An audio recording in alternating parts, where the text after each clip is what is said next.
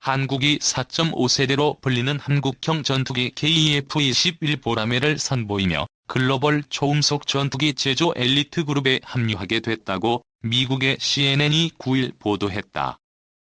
방위사업청은 9일 KF-21 CJ 1호기의 출고식이 문재인 대통령이 참석한 자리에서 이루어졌다.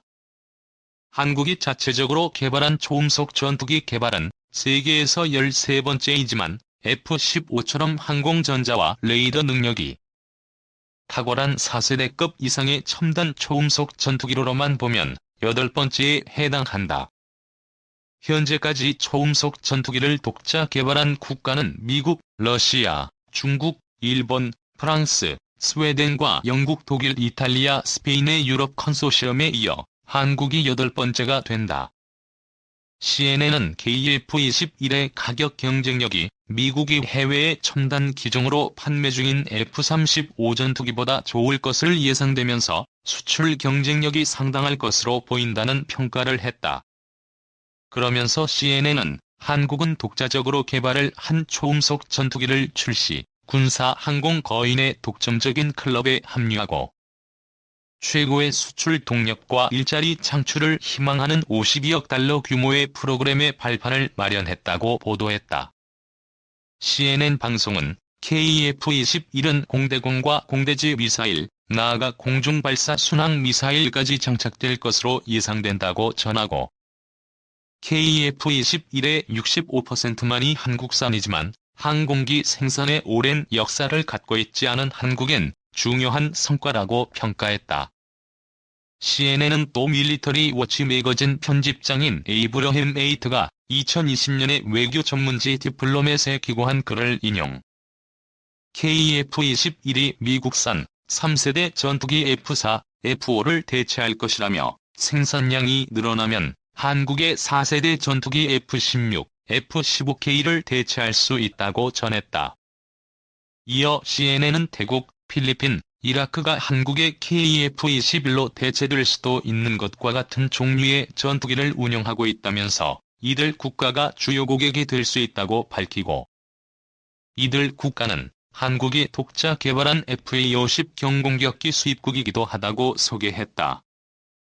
한편 9일 출시한 KF-21 보라매는 2026년부터 시작, 2028년까지 40대, 2032년까지 모두 120대를 실전 배치할 계획이다.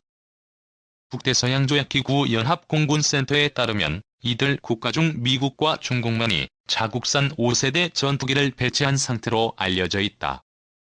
2. KF-21 공동개발 정상화 시동 분담금 협상, 기술진 재파견. 한국형 전투기 공동개발을 위해 국내에 파견됐다 철수한 인도네시아 기술진이 올해 하반기 돌아올 전망이다.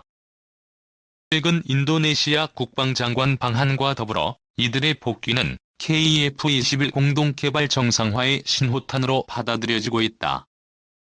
방위사업청 관계자는 16일 기자들과 만나 올해 하반기에 인도네시아 기술진이 국내로 돌아와 공동개발을 정상화할 예정이라고 밝혔다. 인도네시아는 KF-21 체계개발 사업비의 20% 규모인 약 1조 7천억 원을 투자해 KF-21 기반으로 자국 공군이 운영할 FX-50여 대를 직접 생산한다는 계획이었다. 이를 위해 2016년부터 한국 항공우주산업에 기술진 110여 명을 파견했다. 그러나 지난 3월 코로나19의 국내 확산으로 이들은 모두 인도네시아로 되돌아갔다. 특히 인도네시아는 분담금도 2019년 초까지 2,200억 원만 납부하고 6천여억 원을 연체한 상태다.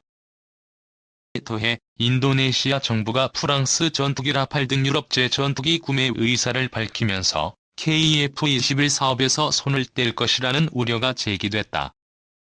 이에 대해 방사청 관계자는 프라보워 장관 방한 때 실무자급 레벨에서 빨리 협상을 진행하자는 합의가 있었다며 조만간 빠른 시간 내에 협상을 재개하자는 서한 등을 보낼 계획이라고 밝혔다. 협상이 재개되면 현재까지 연체된 분담금의 지급 시기와 방식 등에 대한 논의가 이루어질 것으로 보인다. 특히 인도네시아가 경제난 등을 이유로 지급을 미루어왔던 만큼 분할 납부 방식이 유력한 것으로 알려졌다. 방사청 관계자는 우리 예산이 허용하는 범위 내에서 지급 스케줄을 협상해야 할 것이라면서 2018년 조코위 인도네시아 대통령이 경제 사정을 이유로 분담금을 조정해달라고 한 바 있어 감액 등을 포함한 내용도 검토하고 있다고 설명했다. 하지만 방사청 관계자는 인도네시아의 차관 요구 금액으로 50억 달러라는 구체적인 액수가 제기되는 것과 관련해선 명시적으로 얼마를 해달라는 내용은 없었다며 숫자는 사실이 아니다고 강조했다. 또 프라보워 인도네시아 국방장관이 문재인 대통령과의 접견 자리에서 언급한 식량 기지화 사업은 KF21 사업과는 연관이 없다고 선을 그었다. 프라보워 장관이 국방장관과 특임장관을 함께 맡고 있기에 나온 이야기라는 설명이다. 3. 방사청 인리 KF21 참여 조건으로 차관 제시? 사실과 달라. 방위사업청은 11일 인도네시아가 한국형 전투기 사업 참여의 조건으로 분담금 지분 축소와 50억 달러 차관을 요청했다는 일부 매체의 보도를 부인하며 유감을 표명했다.